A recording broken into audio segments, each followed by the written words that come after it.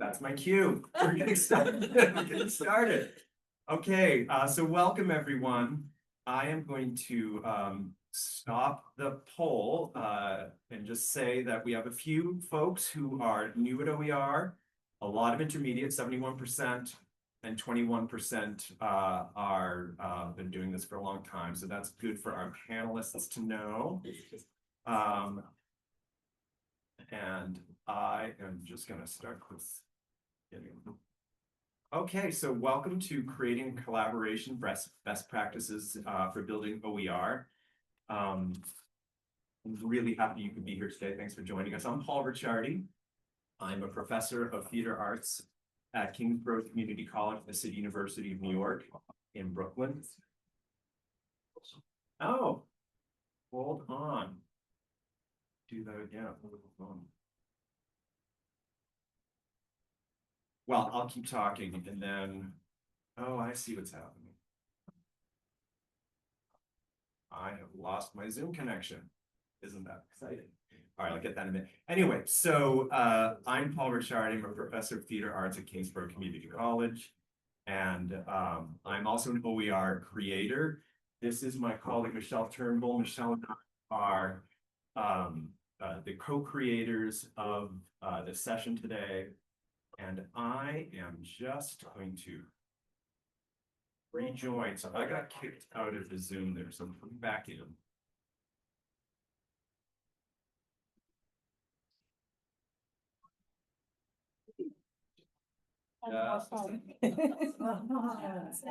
I know. So anyway, while I'm waiting to get connected, so we may or may not have slides, let me tell you a little bit about what's going to happen today. Great. So we have a panel, and we have panelists from a broad spectrum, and I'll introduce the panelists in just a moment. And we are going to do a few things today. We're going to spend time hearing from each of the panelists, and the panelists have each received prepared questions. And then the panelists will speak for about 3 minutes, and then the other panelists can chime in if they would like. And then for the folks who are participants, either on Zoom or here in the room, we will save time at the end for your questions. And for the folks that are in Zoom land, you can text your questions to us.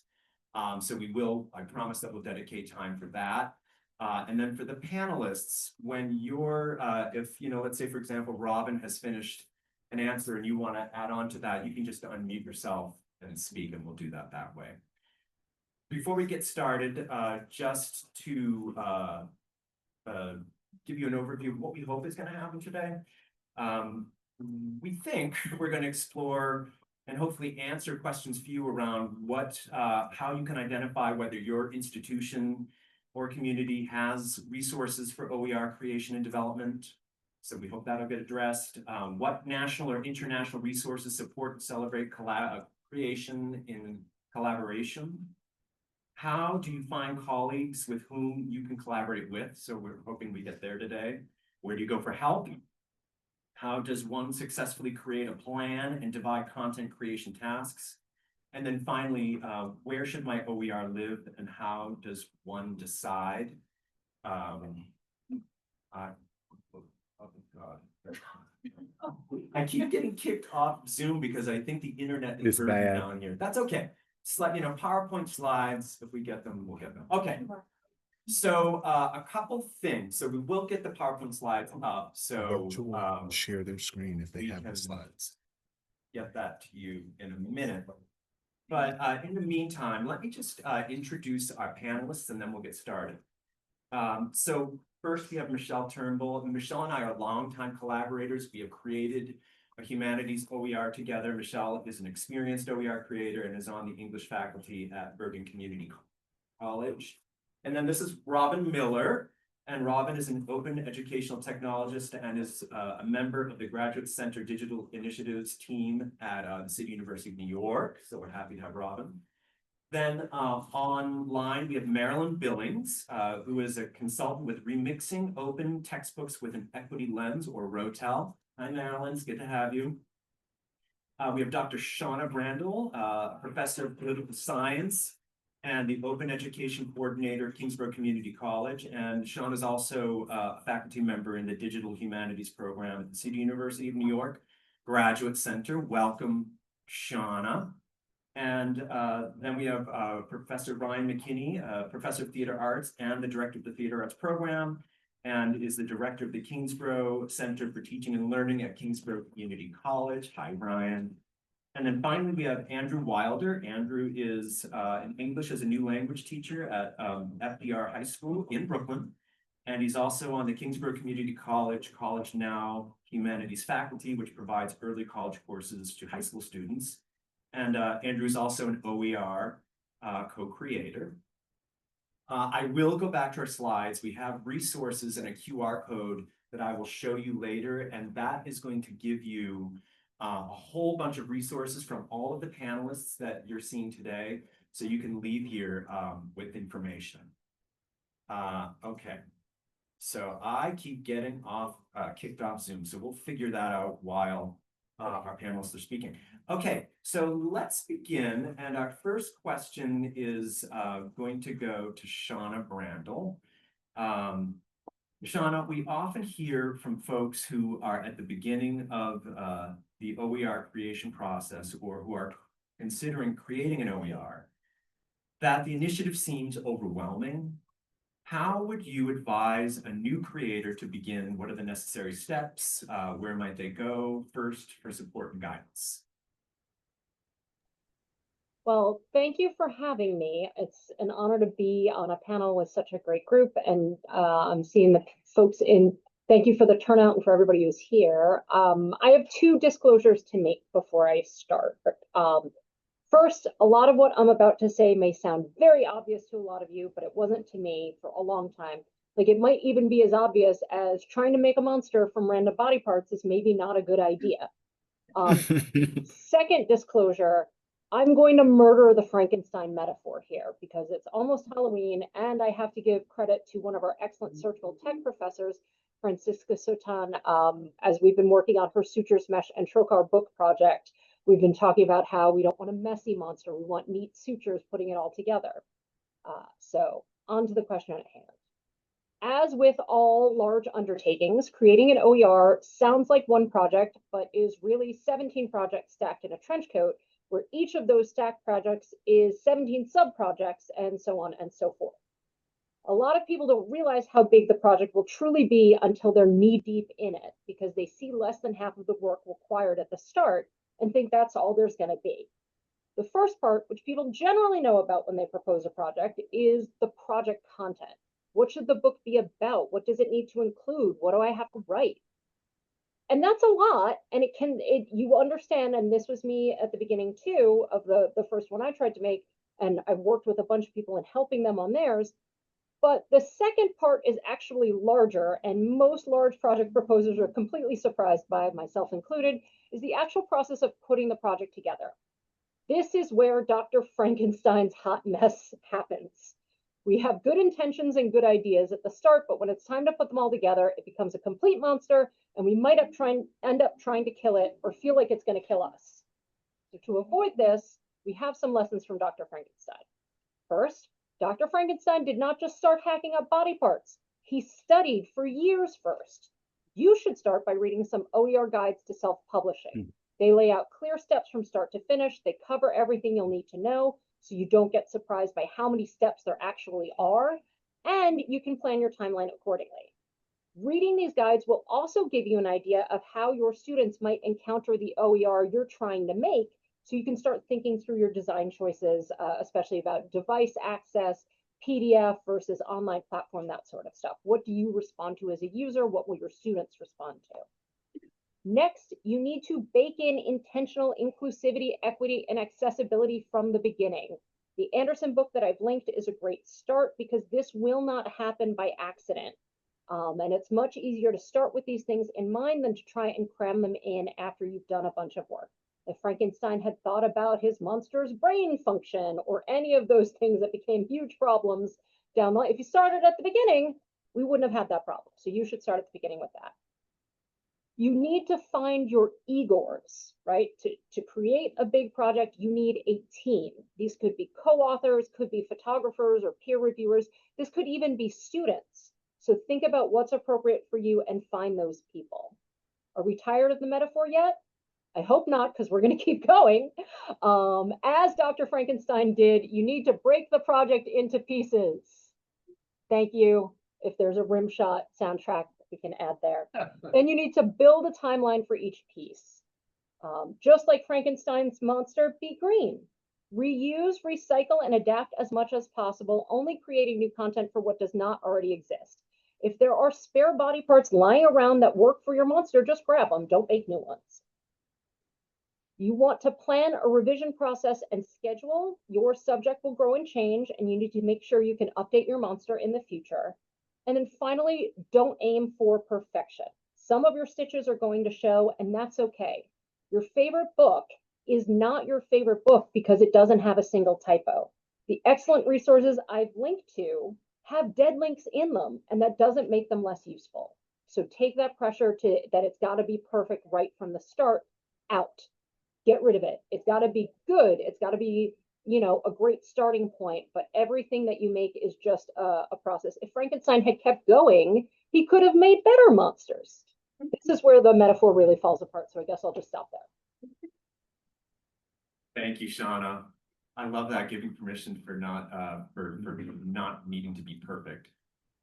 We have just a few moments before we move on to our next panelist, but any other panelists in the space want to add on to anything Shauna said? And if you do, you can just unmute yourself, and if not, I can move on. All right, let's move on then to, I can't tell if my computer's frozen or everyone's being still. That's fine. Okay, we're gonna move on to Ryan McKinney. So Ryan, you have been very involved in the Community College Consortium for OER, or CCC OER. CCC OER has been such a powerful tool for organizing creators from the community college world. What lessons might other creators take away from CCC OER to apply to their creation process? Where can folks go to find OER communities and organizations like CCC OER or OER Global?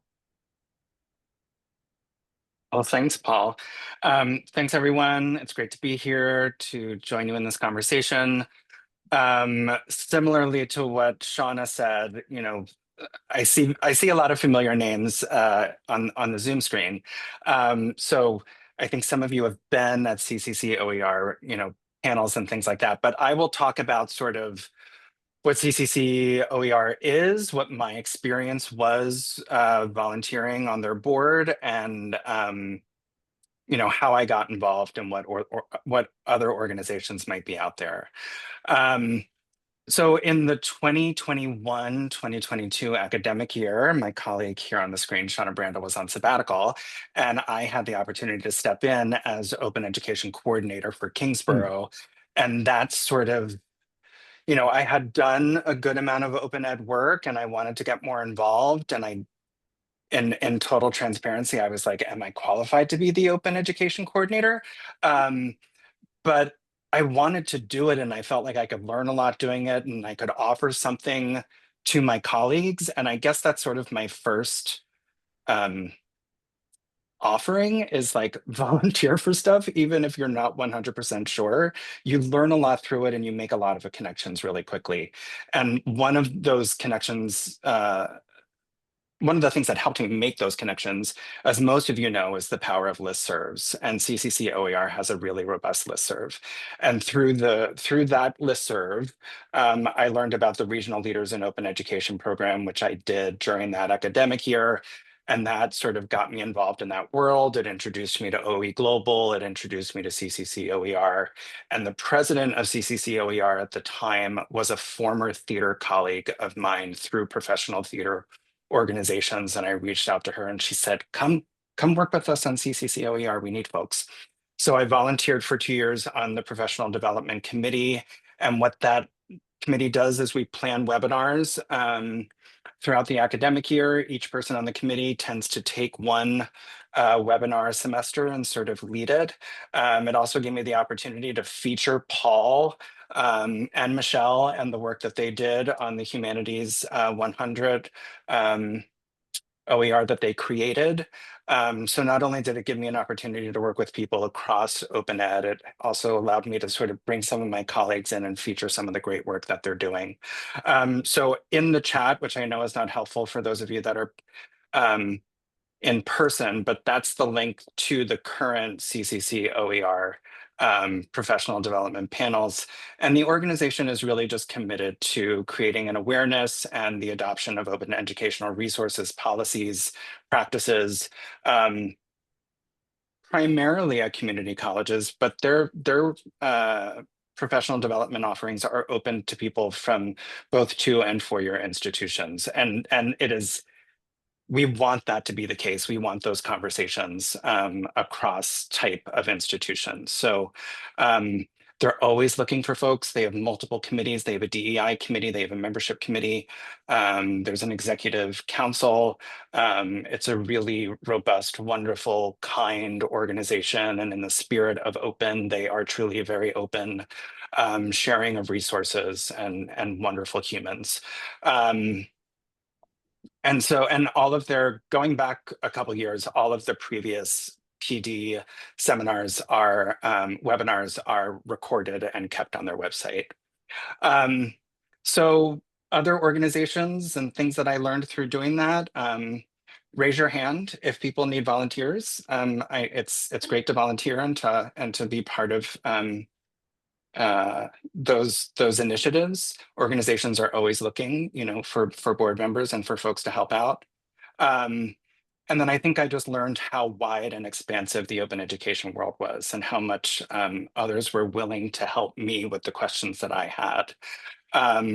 And then just how many, once you're in sort of one of the organizations, you learn about so many of the others. So like I said, it's how I learned about OE Global. It's how I learned about the Open Education Network.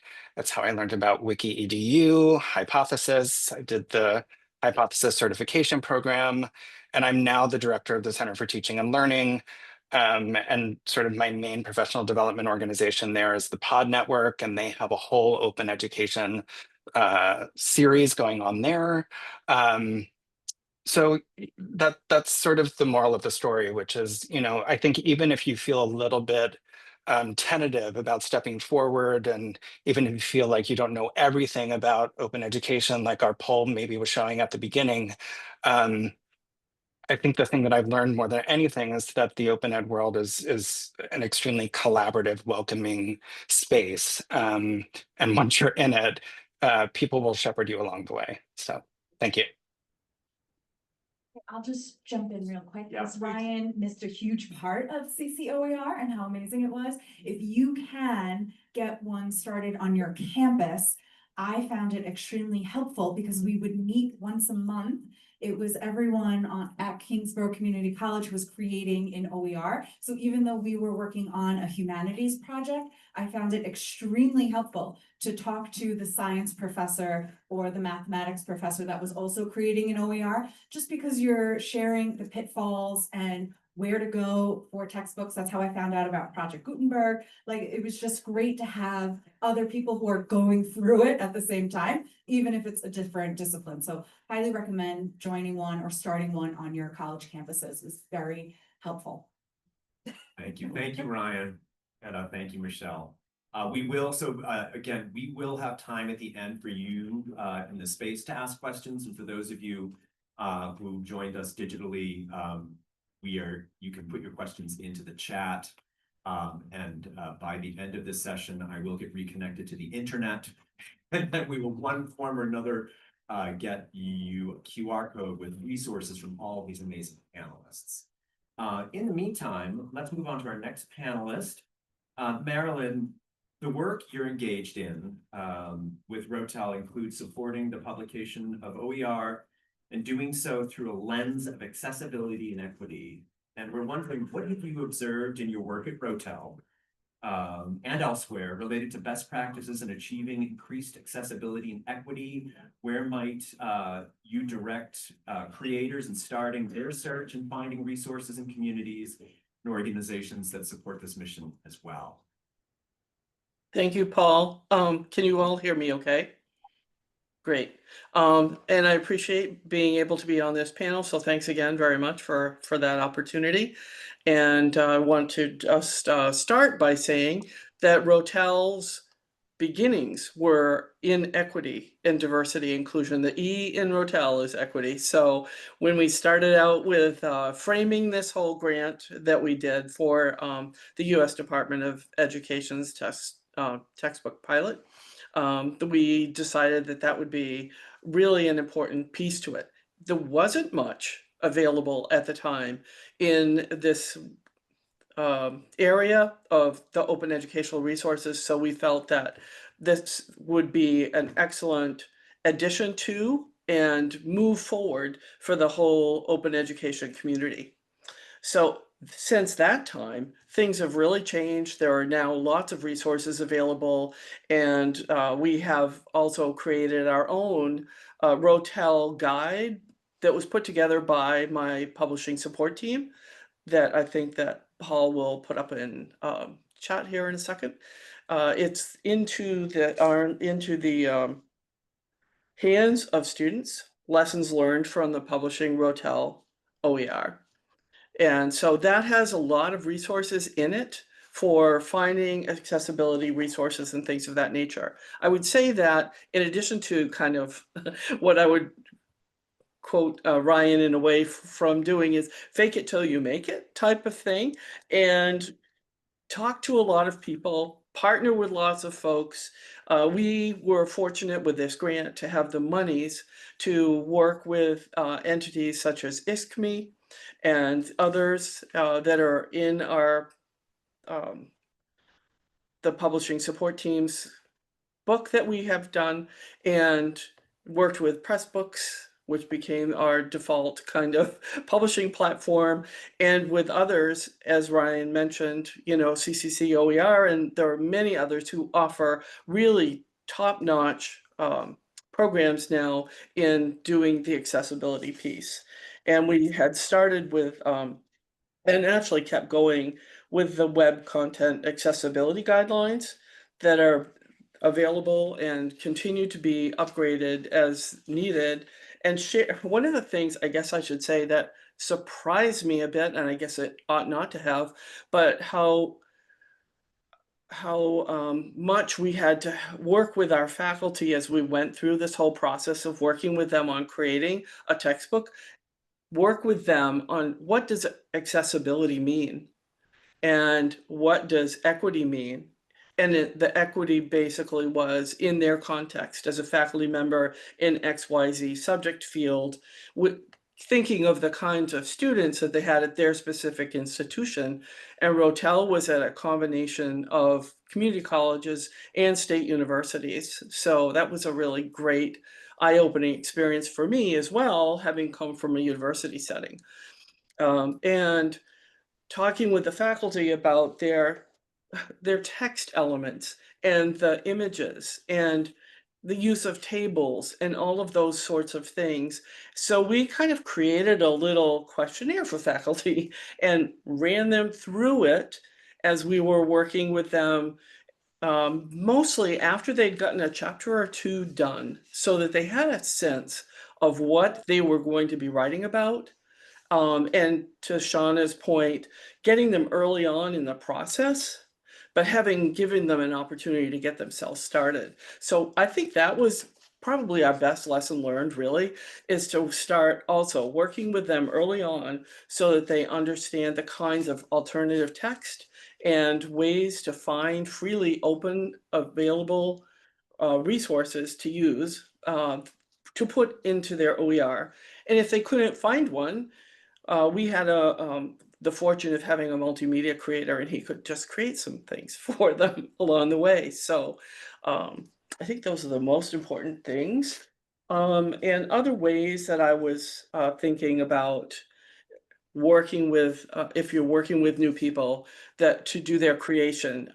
I would say can check in with your library and see who in the library is maybe leading this charge, and if not, then they'll know that it's somebody over in the Center for Teaching and Learning, for example, or that you know who might be at your institution that you would have work with you on things. Find some other organizations, and I mentioned a few in what I've just said, who can also have give you some support if you have a little bit of monies to do some webinars or something like that. And then attend conferences such as this one. Goes a long way to developing that group and that network that you've been looking for, that you might not even know what you don't know kind of thing. And then let's see, what was the other piece that I wanted to just add? I think that might be it for now. And I just want to reinforce how important it is to volunteer to be parts of these organizations. As Ryan mentioned earlier, you can learn a lot and develop your network by doing those kind of things. So thanks very much and enjoy the Rebus book. Thank you, Marilyn. I just wanted to point out two things. So both Marilyn and Shauna have shared resources they discussed that are in the chat. So for those of you online, we can get those to you. And then for those of you that are here in the space, many of those resources are on the QR code that we'll share with you at the end. So we'll share with you that later, I think, if I can get back on the internet.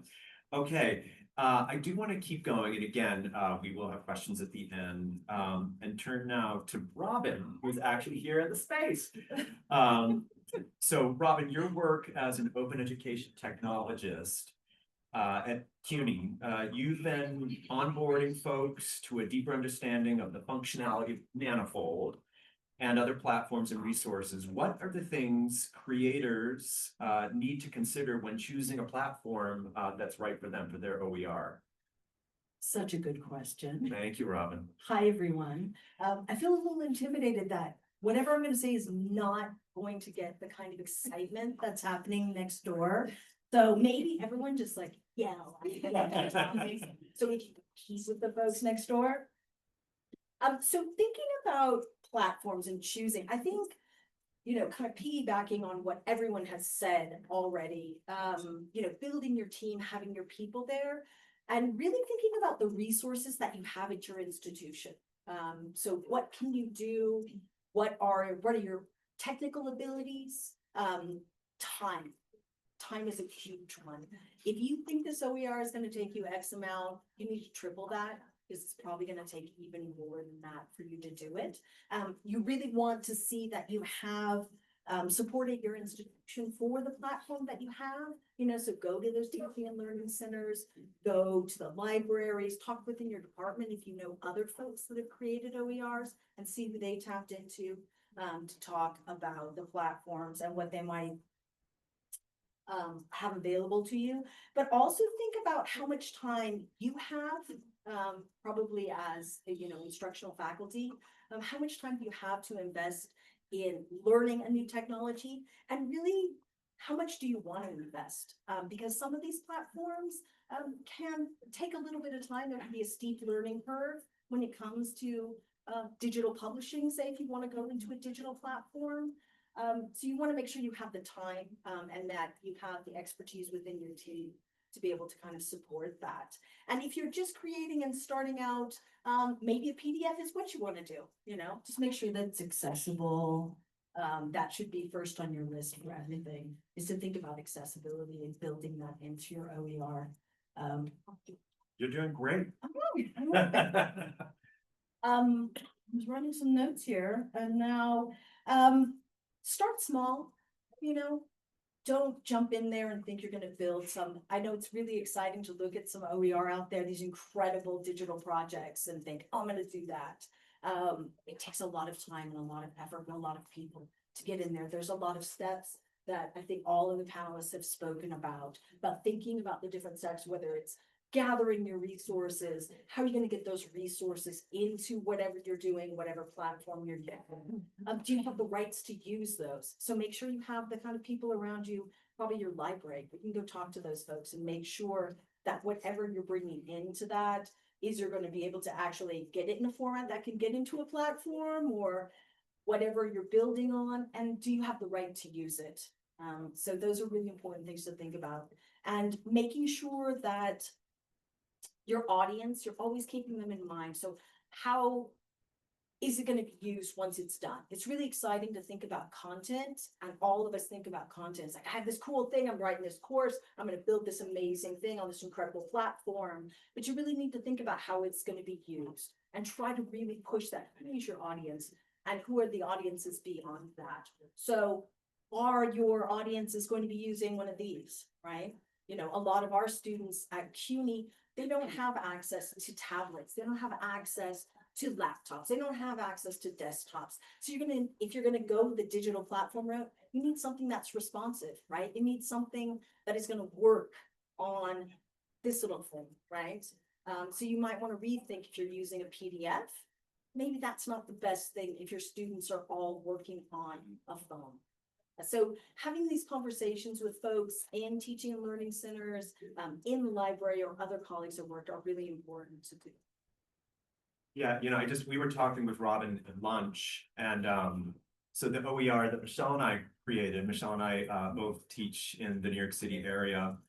And our students are on the subway for 2 hours a day, coming to and from school. Actually, Shauna, one of our panelists, wrote a really interesting article about accessibility and the fact that most of our CUNY students are spending a lot of time on doing homework on a device, right? So a PDF doesn't work if you're commuting on the A train, it just doesn't work. But having some sort of platform that is suiting the needs for whoever the community is that you're serving is important.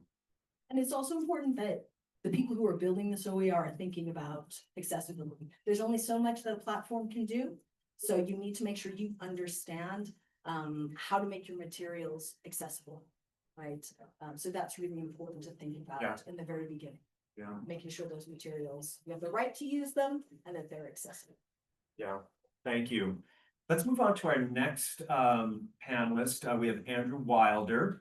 Andrew, you were involved in the creation of an OER used in an early college course in a high school setting, and Michelle, Andrew, and I actually worked together.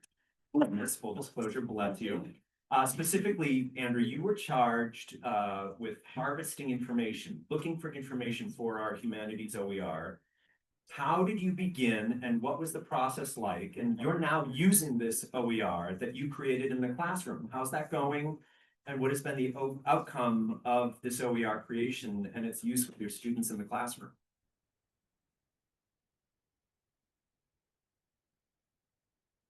And it looks like you need to, there you go. Thanks for that question. So again, my name is Andrew Wilder, and I'm a high school teacher. I work with Kingsborough Community College with the College Now program, which, in case people not in the New York area know about this, it's part of the CUNY City University of New York system. And there are many colleges that have this College Now program that's partnered with different high schools, and it gives high school students the ability to take classes that they get college credit for.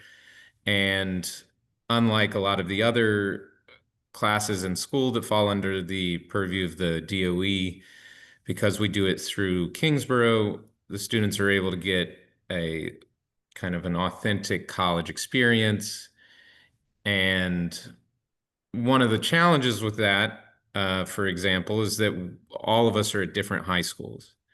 So I think one of the most important things about the OER experience for us, at least, was that it gave us sort of a feeling of being part of a shared department. We would have meetings with people who work at the different high schools. And it also gave us ownership over the curriculum. so everybody, I know that I met Michelle when I interviewed for the position. I met her at a Starbucks off of Flatbush Avenue in Brooklyn.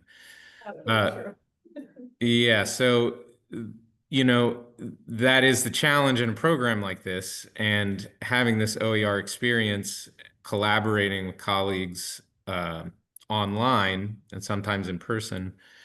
I think it allowed a lot of us to collaborate ideas. It allowed us to sort of build a curriculum around our unique expertise. And I think that that was, to me, the most important thing. And I'm not sure who it was who said it earlier, but they spoke to the fact that it's a process. You're not gonna have a perfect textbook after a few months of work, but we did several layers of working on the textbook, and I think that what we built over time was really incredible. And so I do use it in the classroom, and it just really helps. I'm teaching 5 high school classes in addition to my College Now class. So anything that has built-in interactive features that enables students to immediately link to sort of multimedia features, things like that. Not only is it great for the student, but it's great for the teachers because you're able to build over time the tools to be able to always have something ready, to have something that's has a very friendly user interface. So I don't know if I hit on all your points, Paul. Is there anything else you would like me to discuss? I think the most important thing to me was like the OER process is able to create a very, very strong sense of community among colleagues. So it's a spirit of collaboration, a spirit of learning, and then that gets passed down to the students. And then you get to say to the students, I helped come up with this textbook. So the students think that's kind of cool. Thank you, Andrew. So within the plenary session before this, our amazing keynote started by talking about community and collaboration. And it is baked into the building of OER, into the work that we're doing. And then that is passed on to our students, and having an interactive OER, they are collaborating with each other. So true. Thank you, Andrew. Thank you so much. We have one more panelist, and then we're going to open it up for questions. And our last panelist is Michelle.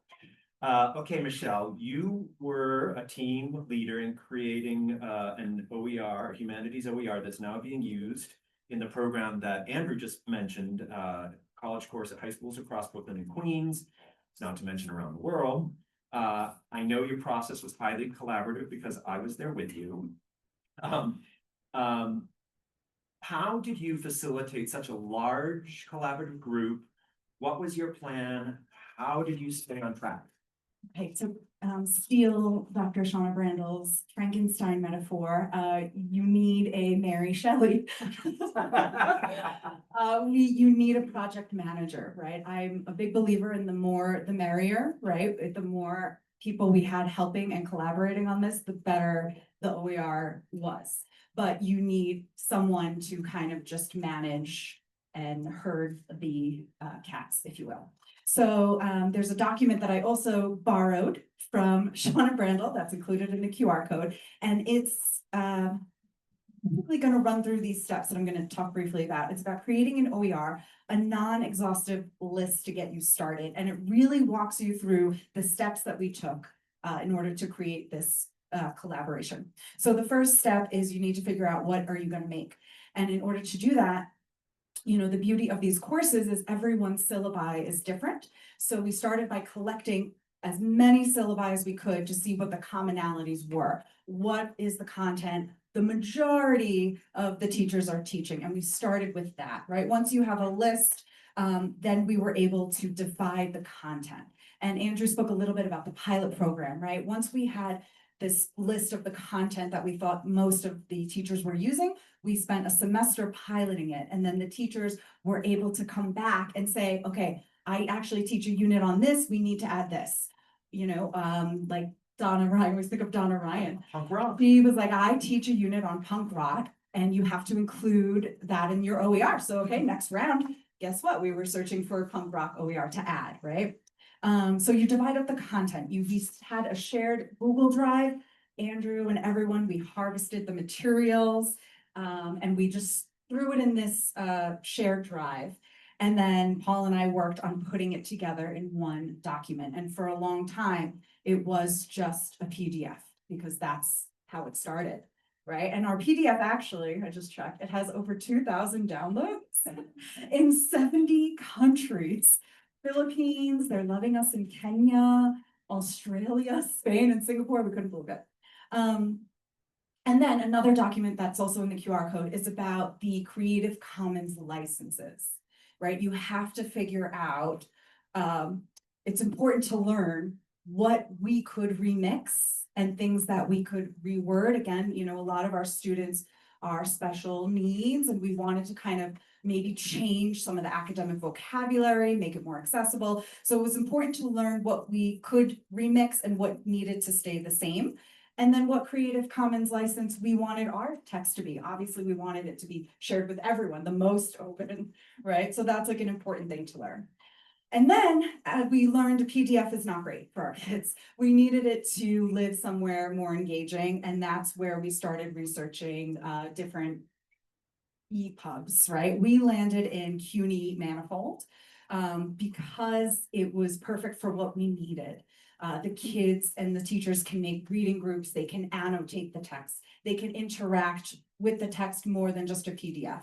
We were able to embed resources. That was our next process, right? Once we had the text, we added resources embedded in the text. So if the student is reading, for example, the chapter about Stravinsky, they click on a button and it takes them to YouTube where they can watch a Stravinsky ballet and performance, right? And then they're toggling back and forth between the resources and the text. So that really worked for us. Also accessibility. I know we've talked a lot about it. You know, learning how to do word styles, headings, alt text. That's a huge, you know, how do we describe these pictures? I don't know. It's a huge learning curve. So, you know, that accessibility was, I think it would have been better if we thought about it in the beginning, like everyone is suggesting now. So definitely take that advice. And lastly, obviously, it's about now revision and maintenance, right? It's constant. It's a living, breathing document. We are even now at breakfast talking about what can we add. You know, we want to add student work. We want to add syllabi. We want to add more teacher resources. So we have big plans. It's about revision and maintenance, right? What else do our teachers need? What might we be able to take out, right? Maybe no one is reading about, no, the modernist poetry is good. We're going to leave that in. Okay, and lastly, I'll just speak about the QR code. If we could get that up, I'll just quickly go over what's in there. Because our panelists, you know, shared a variety of resources that I wanted you all to have. You know, again, it's all about sharing. So borrowed from Dr. Shauna Brandel is that creating OER kind of checklist document. And there's so many resources in here to actually help you get started on building your own OER collaboratively. We have an OER starter kit workbook from CUNY, I think, on Manifold. There is a big list of OER repositories because this was also very stressful. Where do we start? Like I was just Googling like modernist poetry OER, like Picasso OER. It's very daunting. So we made a list of repositories, places where you could start your research. And then of course I had to include the link to our text, you know, just a little shameless plug there. So definitely check that out. There's information about the OER CC Creative Commons licenses. There's Rotel information from Maryland, more about how you create the text through an equity lens, which I wish we had when we were starting. There's also a link to Project Gutenberg, a list of 75,000 free ebooks. So if you're English teachers out there, this is a lifesaver. And then there's information about open ed at Kingsborough, CUNY, Massachusetts. Thank you, Marilyn. And yeah, so I hope you enjoy that little QR code. Thank you. Thank you, Michelle, and thank you, gods of the internet, that I didn't get kicked off. We're gonna open it up for questions in just a moment. For those of you online, if you have questions for any of our panelists, you can direct them to one panelist, or you don't need to. And put that in the chat, and then for those of you in the room, you can just raise your hand. One thing I wanna just point out, if it hasn't been obvious yet, but many of the people on this panel are actually people that we've collaborated together before, and that's been really exciting.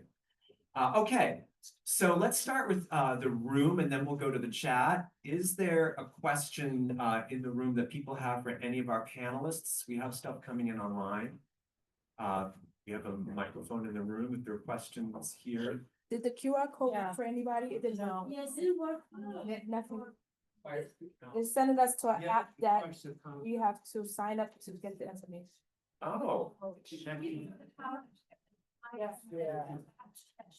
Oh, okay, so use it in the slides attached. I will. It's on the SCED, the slides. are- Yes, I apologize for that. It's the Like, QR yeah. code is attached to our presenter page. I'll see if I can pull it up that way. This This is is the Q it's notes. online. Let's go to the chat. Are there any questions from folks? Yeah, In the chat. actually, we do have a question from Ben. Ben's question is, what sort of platforms have you found work best regarding students using phones for accessing OER? What sort of feedback have students provided? Ooh, can I take this one, please?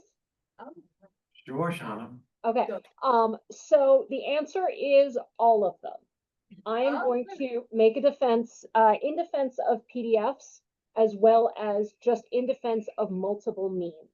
Because while students may be more engaged from the platforms that have more scrolling and more interaction, if students don't have internet access at home, a PDF that they can download, right? So some parts of the subway you can get service on, that you can access online platforms, and some of the lines that I ride, there is service, there's supposed to be service the whole time, but it's not everywhere.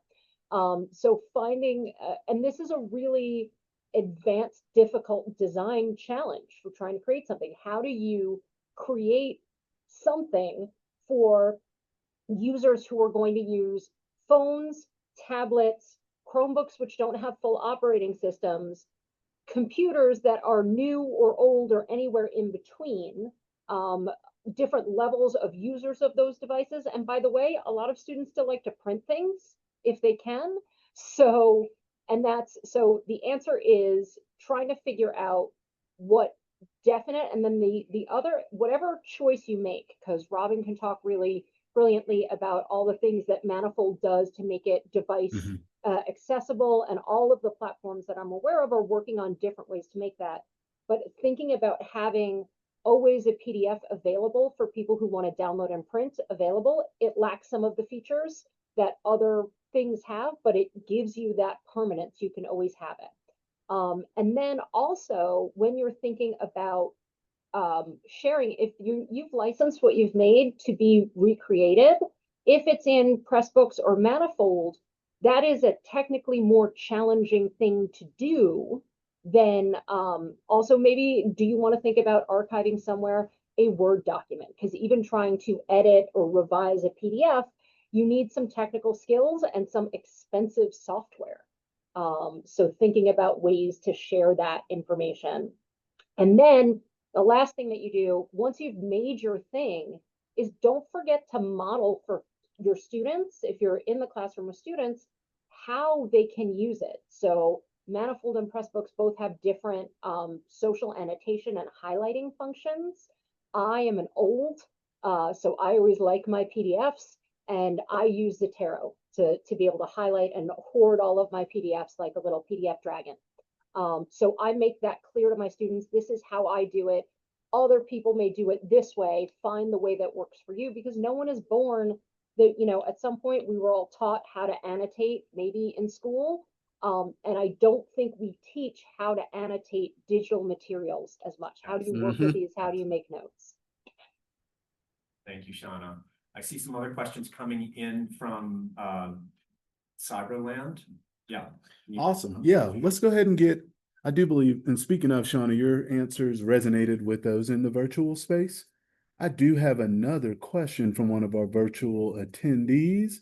And this question is for Emma, and I believe this could go to either Robin or perhaps Shauna. But Emma was wondering if we could go into more in depth about the differences between Pressbooks and Manifold. Uh-oh. I told Zach.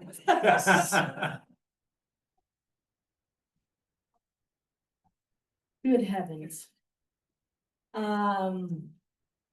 I get this a lot at the City University of New York, which is the system that I work in. And I'm just gonna, full disclosure, I work as part of the Manifold team. I'm a librarian by training, and I work at City University of New York, but I'm also part of the Manifold team.